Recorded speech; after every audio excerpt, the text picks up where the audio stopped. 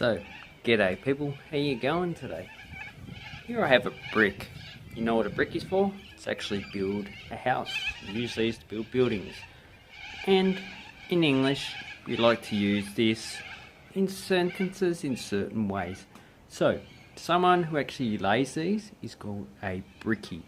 So, a brickie, and it's just a shortening of bricklayer. So in Australian English, we like to make our words shorter.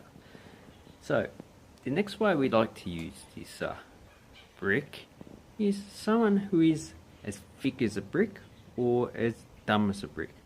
So that is a person that is just stupid and they have no common sense. So because this brick, well, it's quite thick, it actually has no brains and it can't really do anything. So someone who is as dumb as a brick or as thick as a brick is very stupid. And the third way we like to use this is built as a brick shithouse. Now this is not related to someone being stupid, this is related to someone who has a lot of muscle. So someone who is a weightlifter or does weight training, or someone who is just solid.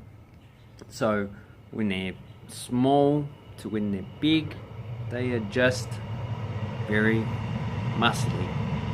Oh, train. Yay, very noisy. So, someone who is a brick shithouse is someone who is very muscly and very strong.